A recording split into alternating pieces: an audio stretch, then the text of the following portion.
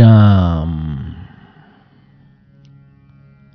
आपल्या सर्वांच्या हृदयस्थ वसणाऱ्या आत्मा रामास साष्टांग प्रणिपात करून गोस्वामी तुलसीदास रचित श्री रामचरितमानस या ग्रंथातील जो पंचम सोपान सुंदरकांड याचं आपण चिंतन करत आहोत. सज्जनहो, हे आपलाच कथा चिंतन क्रमांक 877. आपण गेल्या चिंतन प्रवाहामध्ये शरणागतीचे गुणधर्म म्हणजे नेमकं काय, त्या गुणधर्मांची चर्चा या बिभीषण हनुमंत संवादातून केली. भगवंत कोणावरती कृपा करतो? जो त्याचा दास आहे, जो त्याचा शरणागत आहे, जो लौकिक दृष्टीने जरी सर्व प्रिय सहवासांमध्ये असला तरी देखील जो मनाने केवळ आणि केवळ आपल्या रामाचा आहे, ज्याला केवळ त्याचा एकच आधार आहे, असं ज्याच्या हृदयामध्ये अनाथपण आहे, तोच भगवंताच्या द्वारे सनाथ होऊ शकतो. शरणागतीसाठी लागणारं अनाथपण काय, हेच बिभीषणाने आपल्याला सांगितलं.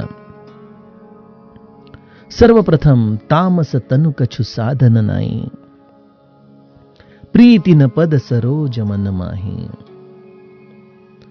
अशा रीतीने बिभीषणाने आपण कुठल्याही साधनाच्या आधाराने, भगवंतावरती असलेल्या प्रेमाच्या आधाराने त्याच्या भेटीची प्राप्ती करण्याची इच्छा धरत नाही, हे स्पष्ट केलं.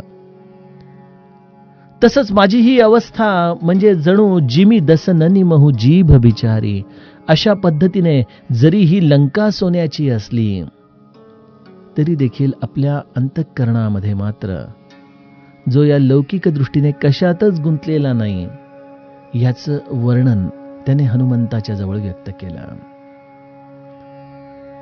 असा हा सर्व दृष्टीने सर्व आधारांपासून मुक्त असलेला बिभीषण हाच प्रभू रामचंद्रांच्या पूर्ण कृपेसाठी प्राप्त होतो, हे सूत्र कालच्या टप्प्यामध्ये आपण सज्जनो समजून घेतलं. हनुमंत आणि बिभीषणाचा हा संवाद आता अंतिम टप्प्यामध्ये प्रवेश करत आहे. आज आपण या 8व्या दोह्याचं गायन करू.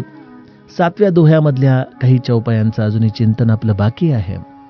त्या चिंतनाला स्पर्श करत करत आपण 8व्या टप्प्यामध्ये आज प्रवेश करूयात.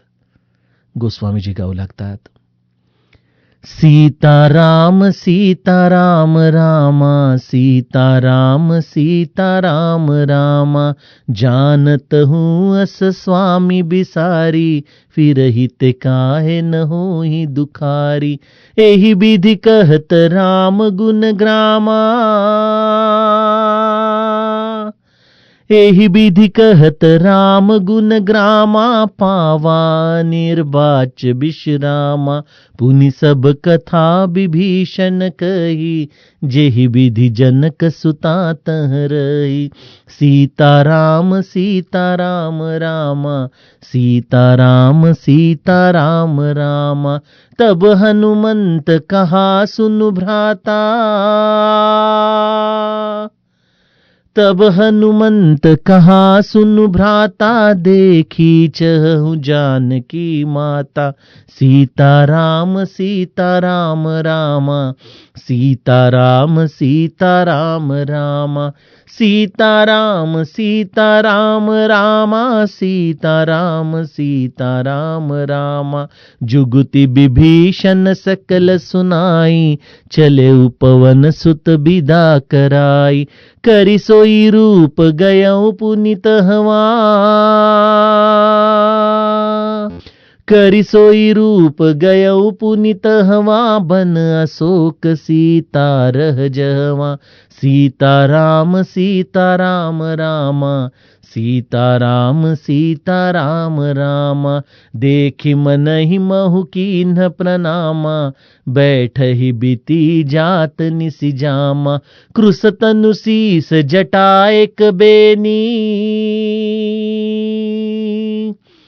कृसतनुसीस जटा एक बेनी, जपती हृदय रघुपति गुण श्रेणी। सीताराम सीताराम रामा, सीताराम सीताराम रामा, सीताराम सीताराम रामा, सीताराम सीताराम रामा। निज पद नयन दिये मन, राम पद कमल लीन। परम दुखी भा पवन सुत, देखी जानकी दीन। सीताराम सीताराम रामा, सीताराम सीताराम रामा, सीताराम सीताराम रामा, सीताराम सीताराम रामा। सियावर रामचंद्र प्रिय हो।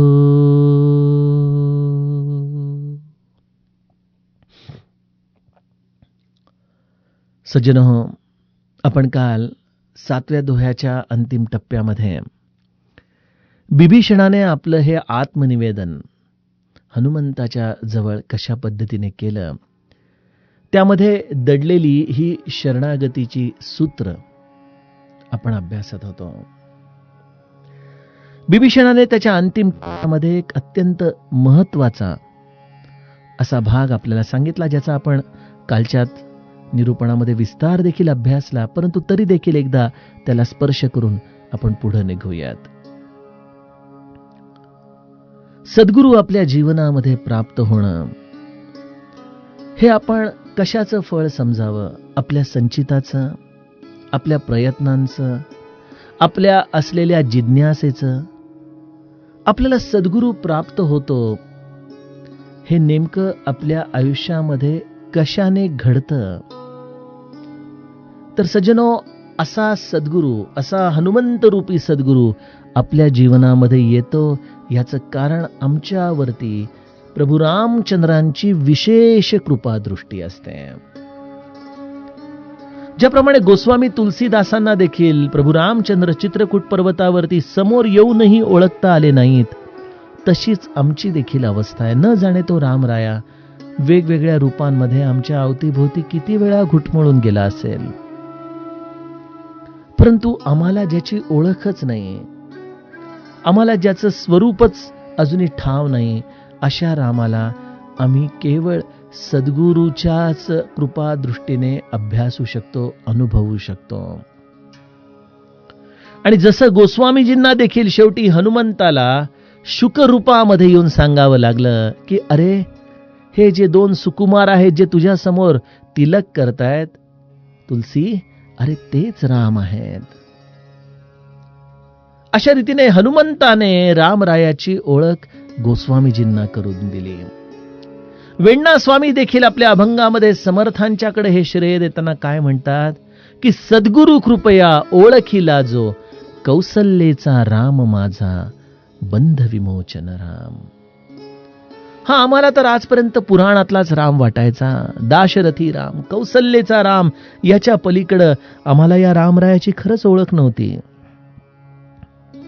परंतु रामायण हा भूतकाळ नाही सज्जनो. अनेकांना वाटतं की अरे, रामायण तर त्रेतायुगामध्ये होऊन गेलं, न जाणे कित्येक हजार वर्षापूर्वीची ही घटना आजच्या सामाजिक जीवनात, आजच्या व्यवहाराच्या संदर्भामध्ये या भूतकाळाच्या गोष्टींचं उजळणी करून नेमकं आम्हाला काय साध्य होणार? रामायण हा एक प्रवाही कथानकाचा भाग आहे. ते नित्य निरंतर या सृष्टीमध्ये अविरतपणे घडत असतं. ते अनुभवण्याची, ते पाहण्याची आमच्याकडे आज दृष्टी नाही. परंतु जेव्हा आम्हाला त्याचे संदर्भ हे आजच्या जीवनाच्या आधाराने कळू लागतात, तेव्हा लक्षात येतं की अरे, हे रामायण तर अवतीभोवतीच चालू आहे. आजही कैकेयीसारखा मत्सर आपल्याला दिसतोच ना. मंथरेसारखा द्वेषातून एखाद्या चांगल्या गोष्टीमध्ये खीळ पाडणारी लोक देखील आपल्याला दिसतात ना. दशरथासारखं प्रेम करणारे पिता देखील आपल्याला या समाजात दिसतात. कौसल्येसारखी विवेकी माता देखील या समाजामध्येच आहे. हे सर्व काही आपल्या अवतीभोवती घडत असतं आणि इतकंच नाही तर ते आपल्या अंतरंगामध्ये देखील घडत असतं. वेळ प्रसंगानुसार आपल्याच वृत्तींमध्ये असलेली वेगवेगळी पात्र ही आचरणामध्ये येऊ लागतात. कधी सद्गुरूच्या घरी सेवा करताना आमच्यातला लक्ष्मण जागा होतो, आमच्यातला हनुमंत जागा होतो, तर एखाद्याचे दोष ऐकताना आमच्यामधली कैकई देखील जागी होते. आपल्या मुलावरती प्रेम करताना त्याच्यामध्ये आपला प्राण कसा अडकला आहे याची अनुभूती घेताना आमच्यातला दशरथ देखील जागा होतो. आमच्याच वृत्तीमध्ये ही सर्व पात्र आहेत, आमच्या अवतीभोवतीच्या घडामोडींमध्ये देखील ही पात्र आहेत. मग असं असताना रामायण हे त्रेतायुगामध्ये भूतकाळामध्ये घडून गेलेली घटना आहे असं आपण कसं म्हणू शकतो बरं? आज या चराचरामध्ये भरलेल्या रामाला आम्ही ओळखू शकत नाही, आम्ही त्या वस्तुस्थितीपर्यंत पोहोचू शकत नाही. याचा अर्थ वस्तुस्थिती मिथ्या आहे, असत्य आहे असं आपण कसं बरं म्हणावं? त्या वस्तुस्थितीशी जो आम्हाला जोडून देतो त्याचं नाव सद्गुरू आहे. जो आम्हाला आमच्या अवतीभोवती असलेल्याच रामरायाचं अंतरंगामध्ये दर्शन घडवून देतो त्याचं नावच संत आहे. आणि असा संत ना आमच्या पुण्य पूर्वाईने, आमच्या प्रारब्धाने, आमच्या असलेल्या जिज्ञासेने, हा कशानेही आमच्या जीवनामध्ये प्रवेश करत नाही. तो आमच्या जीवनामध्ये केवळ एकाच गोष्टीने प्रवेश करतो, बिनु हरी कृपा मिलही नाही संता. जेव्हा रामालाच या जीवावरती अत्यंतिक करुणा येते तेव्हा रामराया आम्हाला या संतांची भेट घडवून देतो. बघा, श्रीकृष्णाचे पिता वसुदेव, आपण जेव्हा नाथ भागवताचा 11वा स्कंद वाचाल तेव्हा एक मोठा प्रश्न पडतो की या वासुदेवाच्या जवळ श्रीकृष्ण परमात्मा आहे आणि तरी देखील वासुदेवाला श्रीकृष्णाची ओळख करून घेण्यासाठी नारद मुनींचा आधार घ्यावा लागतो. म्हणजे आपला पुत्र प्रत्यक्ष परमात्मा जवळ असूनही त्याची ओळख करून देण्यासाठी सद्गुरू रूपामध्ये नारद येतात आणि ते जेव्हा वासुदेवाला श्रीकृष्णाची खरी ओळख सांगतात तेव्हा या परमात्म्याचं खरं अंतरंग वासुदेवाच्या हृदयामध्ये उमलू लागतं.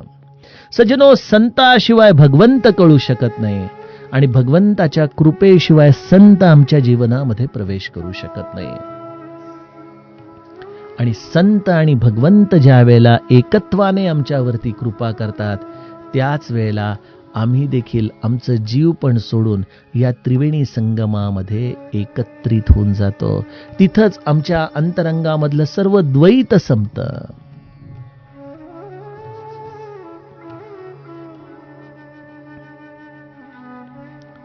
बिभीषणाने हे अत्यंत सुंदर सूत्र हनुमंताच्या समोर व्यक्त केलं की मी रामाच्याकडे आता काय वेगळं मागू?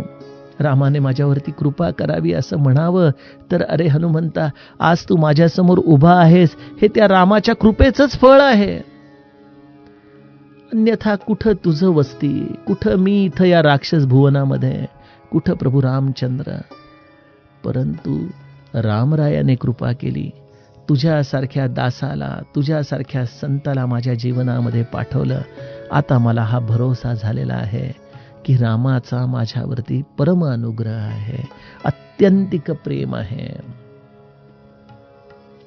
सज्जनो, अनुग्रह या शब्दाची व्याख्या तर आम्ही अनेक वेळा करत आलोय. अनुग्रहाला योग मार्गाच्या आधाराने विचार केला तर त्याला शक्तिपात म्हटलं जातं. अनुग्रहाला भक्तीच्या मार्गाने विचार केलं तर तू माझा आहेस हा स्वीकार त्या भावनेमध्ये आहे. अनुग्रह याचा अर्थ परम करुणा, अनुग्रह याचा अर्थ परम प्रेम. या प्रेमाची अभिव्यक्ती आहे बघा हा अनुग्रह म्हणजे.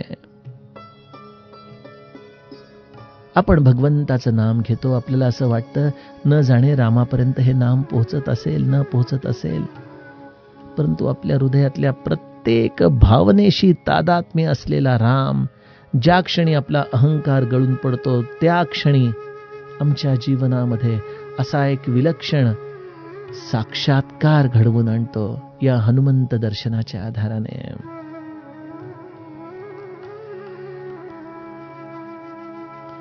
बिभीषणाने तर आपलं अंतरंग हनुमंताच्या समोर उघडं केलं आणि जेव्हा हनुमंताची तो स्तुती गाऊ लागला. बघा, साधकाच्या जीवनामध्ये काही ज्या पथ्यांचा विचार अनेक संतांनी सांगितलेला आहे, त्यामध्ये एक अत्यंत महत्वाचं पथ्य असं आहे की साधकाने आपली स्तुती आपल्या कानाने कधीही ऐकू नये.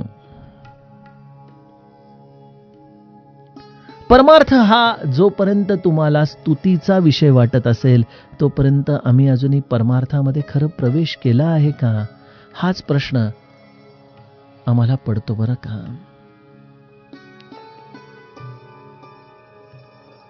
आमचे बोंद्रे अण्णा 4-5 दिवसापूर्वीच अचानकपणे गुरुपुष्य अमृताच्या अत्यंत पवित्र मुहूर्तावरती त्यांनी आपला देह ठेवला. अनेक वर्षाचा त्यांचा सहवास, त्यांची अत्यंत चाणाक्ष नजर असायची. एखाद्या मनुष्याच्या वृत्तीचं ते सहजपणे अवलोकन करायचे. एकदा अण्णा असेच ऑफिसमध्ये बसले होते आणि त्यांच्याकडं एक जोडपं आलं आणि त्यांच्याबरोबर एक वयोवृद्ध त्यांचे कोणीतरी नातेवाईक देखील होते. आणि त्या बाईंना स्वाभाविकपणे जरा जास्त बोलण्याची सवय होती आणि त्या महाराजांचे असलेले अनुभव इतके अण्णांना सांगू लागले. वेगवेगळ्या अनुभवांमधून महाराजांची असलेली आपल्यावरची कृपा आणि अर्थात ती स्वाभाविक आनंद देणारी गोष्ट असल्यामुळं अण्णा देखील ते ऐकत होते. आणि ते सगळं झाल्यानंतर त्या बाईंनी त्या वृद्ध माणसाला सांगितलं, अहो तुम्हाला देखील तो अनुभव आला होता ना, तो तुम्ही सांगा ना, बघा ना कसं तुमच्यावरती महाराजांनी कृपा केली. आणि ती व्यक्ती 2-3दा मान खाली घालून काही बोले ना आणि ह्या सारख्याच त्यांना म्हणाल्या की तुम्ही सांगा. यावरती त्यांनी बराच प्रयत्न करून आपले शब्द उच्चारण्याचा प्रयत्न करायला सुरुवात केली, परंतु त्यांचे ओठ कंपायमान होऊ लागले. त्यांची वाणी खुंटीत झाल्यासारखी झाली. त्यांच्या मुखातून शब्द फुटेनात. डोळ्यात अश्रू जमा झाले. ते पाहून अण्णांच्या देखील डोळ्यात तरळलं पाणी आणि अण्णा फक्त त्यांना म्हणाले, मला कळाला तुम्हाला काय सांगायचा आहे अर्थ. हा प्रसंग ते माझ्यासमोर एकदा नाही बऱ्याचदा ते मला सांगायचे आणि म्हणायचे की खरा परमार्थाचा अनुभव हा असा अनुर्वाच्यच आहे. जो व्यक्त करता येतो तो खरा अनुभव कसा. आपल्यावरती असलेल्या या अनुभवाची कृपा, त्यामधून आपली स्वतःची स्तुती आपण करून घेणं, यामध्ये खरा परमार्थ कसा सामावला असेल. एकदा मला आठवतं, आम्ही असंच 2012 साली शतक महोत्सवाच्या निमित्ताने वेगवेगळ्या गावांमध्ये फिरायचो आमंत्रण देण्यासाठी. आणि एकदा एका गावात तिथले जे मुख्य होते, ज्यांनी तिथं महाराजांची उपासना बऱ्यापैकी रेघारूपाला आणली होती, त्यांनी सर्व विश्वस्तांच्या समोर तिथल्या लोकांची जणू काही एक परेडच ठेवली की यांच्यामुळं आम्हाला महाराज कसे कळाले हे सांगण्याची जणू काही तिथे एक स्पर्धा सुरू झाली होती. बापू काका देखील होते, आम्ही सर्व मंडळी होतो, मी मागं बसलो होतो. तिथं त्यांनी गरम गरम पोहे आम्हाला नाश्त्यासाठी आणले. सकाळची वेळ होती आणि त्यानंतर एक एक व्यक्ती येऊन ह्यांच्या गुणगौरवाला त्यांनी सुरुवात केली. यावरती खरं तर त्या व्यक्तीने त्यांना थांबवायला पाहिजे होते की अरे माझं नका महत्व सांगू, ते सगळं काही महाराज करतायत, तुम्हाला काय वाटतंय ते सांगा, तुमचे शब्द हे महाराजांच्या प्रती असू द्या, माझ्या प्रती असू नयेत, असं खरं तर त्यांनी सांगायला पाहिजे होतं. परंतु झाली गंमत उलटीच. ह्या उलट ती व्यक्ती जी तिथली मुख्य होती ती समोरच्या व्यक्तींना सांगू लागले की बापू काकांना थोडं कमी ऐकू येतं, जरा जवळ येऊन मोठ्याने बोला. आणि हा प्रसंग घडला आणि अण्णांनी आपली हातातली पोह्याची डिश खाली ठेवली. म्हणाले चला भरपूर पोट भरलं. असं म्हणून पटकन आम्ही सगळेजण गाडीमध्ये येऊन बसलो. आणि म्हणाले, अरे इसाप नीतीमध्ये जसा निळा कोल्हा असायचा ना, की तो निळा कोल्हा आपल्याला वाटतो वेगळा प्राणी, परंतु जेव्हा कोल्हेकुई सुरू होते तेव्हा त्यांच्या स्वरामध्ये देखील तो जसा स्वर मिसळून जातो, तशी ही अवस्था असते. आणि साधकाने या बाबतीमध्ये स्वतःला कटाक्षाने सांभाळावा. आपली स्तुती आपल्याच कानाने ऐकणं, आपली स्तुती ऐकायला जावी म्हणून लोकांना मोठ्याने बोलायला सांगणं, यामध्ये खरंच आपण स्वतःला साधकाच्या मुख्य भूमिकेमध्ये ठेवू शकतो का, हा प्रश्न आपण आपल्याला विचारायला हवा. आणि हनुमंताने आम्हाला किती सुंदर इथं उदाहरण देऊन सांगितलंय की जसा विभीषण हनुमंताची स्तुती करू लागला, जो रघुबीर अनुग्रह कीना तो तुम मोहि दरसु हटी दीन्हा, त्यामुळं तुम्हाला हट्टाने दर्शन दिलंस रे हनुमंता. त्यासाठी तू किती कष्ट घेतलेस रे, कसा आलास या लंकेमध्ये, काय काय केलंस. अशा रीतीने जणू काही आता शब्द सुमनांनी हनुमंताची पूजा व्हायला सुरुवात होणार होती. बस बस बस बस, हनुमंताने लगेच त्याला थांबवलं. सुनहु विभीषण प्रभु कै रीती, विभीषणा थांब, माझी स्तुती करू नकोस. जर मी तुला म्हटलं की हो तू म्हणतोस ते बरोबर आहे, राम जेव्हा कृपा करतो तेव्हाच संत आपल्या जीवनामध्ये प्रवेश करतो, या वाक्याला जर मी अनुमोदन दिलं तर स्वाभाविकपणे मी स्वतःला संत समजून जाईन. तू थांब, तुझा भाव मला कळाला, परंतु तू मला या स्तुतीच्या जणू काही असलेल्या सुंदर बेडीमध्ये, नाजूक बेडीमध्ये बांधू नकोस बर का. हे सर्व काही होतं ना ते केवळ एका रामाच्या कृपेने होतं. बस मला ह्याच्या पलीकडे काहीच कळत नाही रे विभीषणा. अरे तुला सांगू का, माझ्या रामाचा एकच गुणधर्म आहे, करही सदा सेवक पर प्रीती. माझ्या रामाला जर सर्वात कोणी प्रिय असेल ना, तर त्याचा सेवक त्याला अत्यंत प्रिय असतो. जो त्याचं मनापासून नाम घेतो, जो त्याची सेवा करतो, जो त्याच्यासाठी कष्ट घेतो, जो त्याच्या कार्यामध्ये स्वतःला झिजवतो, जो त्याने सांगितलेल्या मार्गावरती चालतो, या सगळ्या दृष्टीने सेवकाची व्याख्या करता येईल बर का. आणि हो, सगळ्यात महत्वाचं, जो आपल्या वाणीला त्याच्या नामामध्ये अखंड झिजवतो, जो नीतीचं आचरण करतो, असा दास, असा सेवक रामाला अत्यंत प्रिय आहे. महाराज म्हणायचे ना, तुम्ही नाम घ्या, मला तुमच्यासाठी काय करून काय नको असं होतो, असं वाटतं की तुम्हाला कडेवर घेऊन नाचावं. सेवेची सर्वोत्तम अवस्था आहे नामासाठी म्हणून जगावं, नामासाठी म्हणून ही जिव्हा आपली झिजवावी, असं मनापासून वाटणं.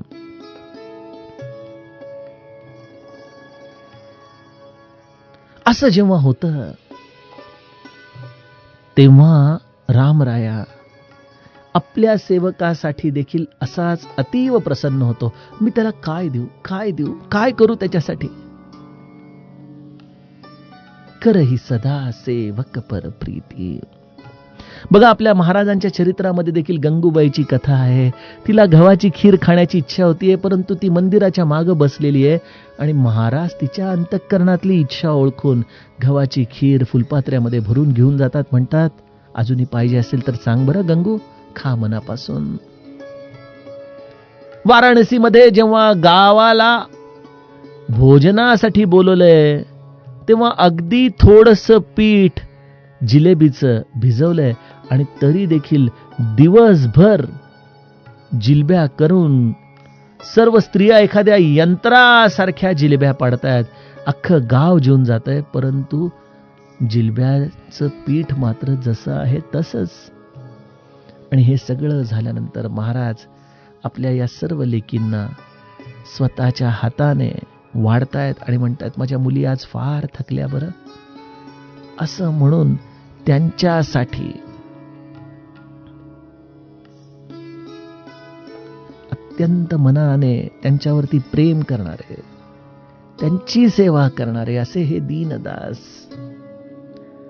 मला आठवतं, प्रल्हाद महाराजांच्याकडे काही मंडळी साखर खेरड्याला चालत आली होती एका गावातून.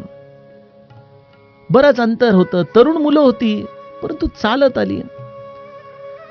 प्रल्हाद महाराजांनी त्यांना रात्री चांगलं भोजन प्रसाद खायला घातला, झोपण्याची व्यवस्था करून दिली. आणि ते झोपलेले पाहिल्यानंतर त्यांच्या तळपायाला चालल्यामुळं जो शीण झाला असेल तो घालवण्यासाठी हा महात्मा स्वतःच्या हाताने तेल त्यांच्या तळपायाला लावू लागला. करही सदा सेवक पर प्रीती. आपल्या सेवकाचे, आपल्यासाठी जो समर्पण करतो त्याच्यासाठी मी काय करू, ही ज्याच्या हृदयामध्ये भावना निर्माण होती, समजावा तो राम आहे. दुसऱ्याच्या सेवेची ज्याला कदर आहे, समजावं त्याच्या हृदयामध्ये राम आहे.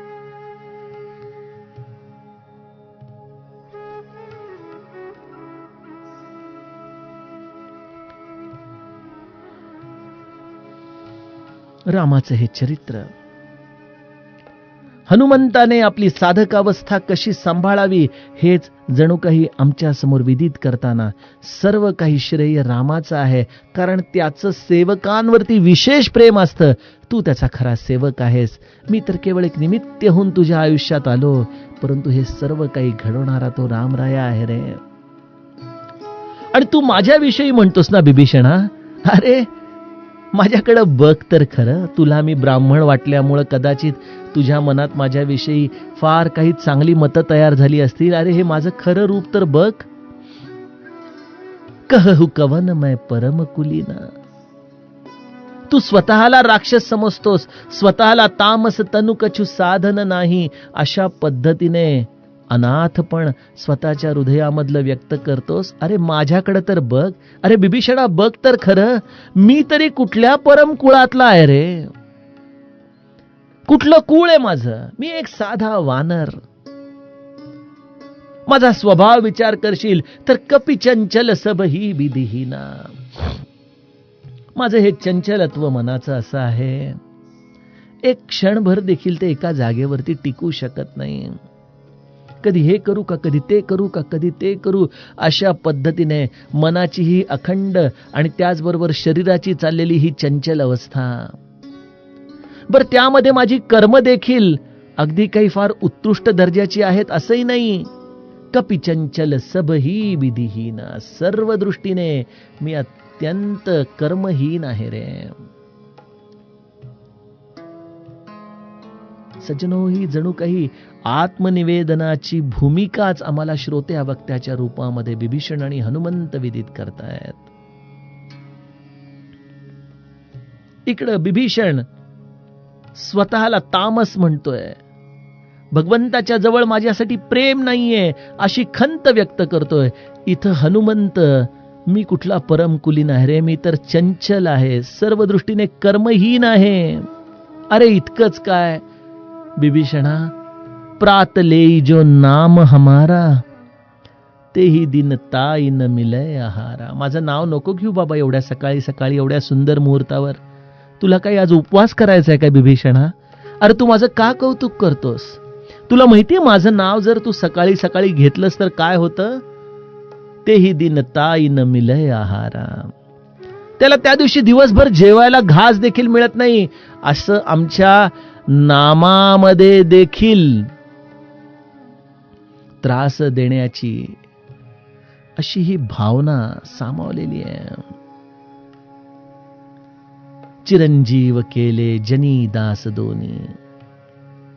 हे चिरंजीव पद प्राप्त करण्याचं हे सुंदर लक्षण आपल्याला हनुमंत आणि बिभीषणाचं चरित्र सांगतंय बघा.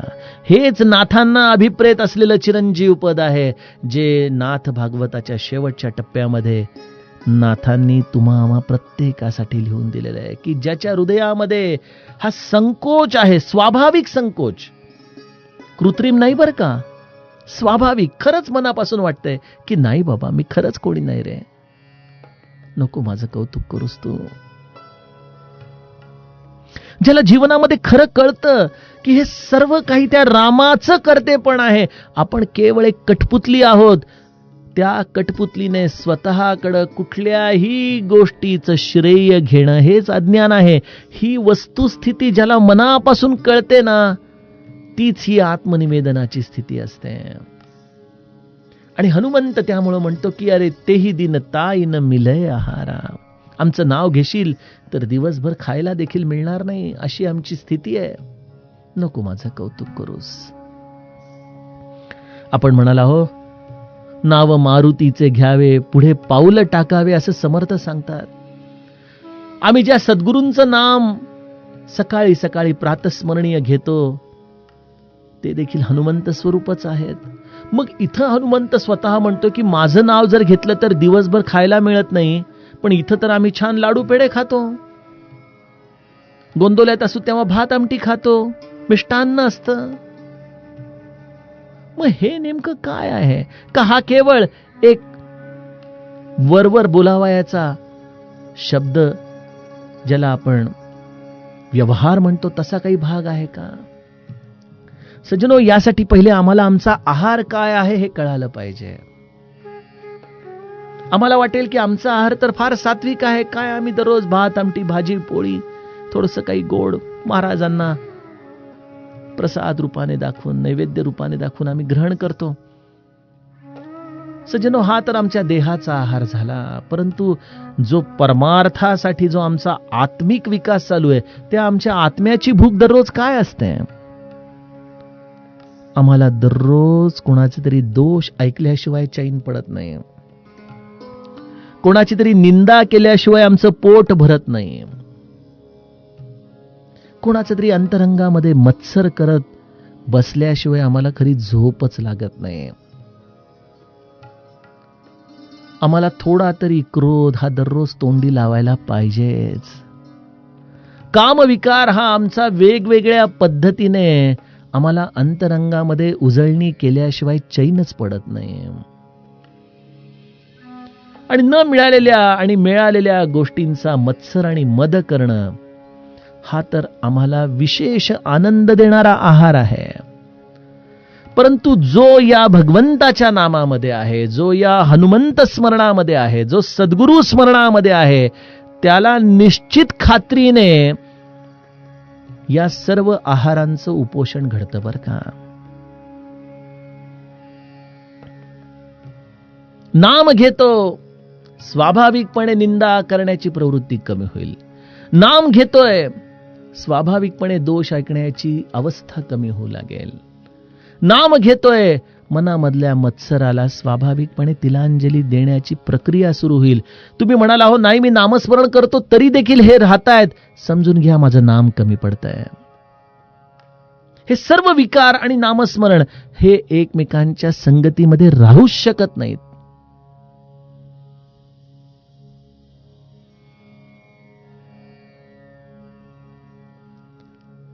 न सोसे मन झाले हाव भरी, परत माघारी न फिरे आता. तुकाराम महाराज स्वतःची अवस्था सांगताना म्हणतात की काम क्रोध केले घर रीते. हे सर्वजण घर रिकाम करून देशोधडीला जातात, पळून जातात, जेव्हा नामस्मरणाचा उच्चार अखंड आपल्या जिव्हेने आपल्या अंतःकरणामध्ये घडू लागतो. आज या विकारांनी मी त्रस्त असेल, उपाय एकच आहे, नामस्मरण. उपाय एकच आहे, हनुमंत उपासना. उपाय एकच आहे, आपल्या सद्गुरूंनी दिलेल्या मार्गावरती चालणं. आणि तो जे मनापासून करेल त्याला या विकारांचा आहार मिळणार नाही. जरी समस्त विश्वामध्ये या आहाराचेच शौकीन जरी आपल्याला सर्वत्र दिसत असले तरी देखील जो मनापासून या सद्गुरूंनी दाखवलेल्या मार्गावरून चालतो त्याला मात्र या सर्व विकारांचा उपवास हा स्वाभाविकपणे घडतो. सज्जनो, मी केला खरं 8व्या दोह्याची सुरुवात आज, परंतु प्रवेश मात्र काही करू शकलो नाही. मला असं वाटलं की कदाचित हे कथानक मी थोड्या वेळात सांगून 8व्या दोह्यामध्ये प्रवेश करीन, परंतु आपला वेळ आता इथं संपला आणि त्यामुळं 8व्या दोह्याचं चिंतन आपण उद्याच्या कथाप्रवाहामध्ये बघूयात. जानकी जीवन स्मरण जय जय राम.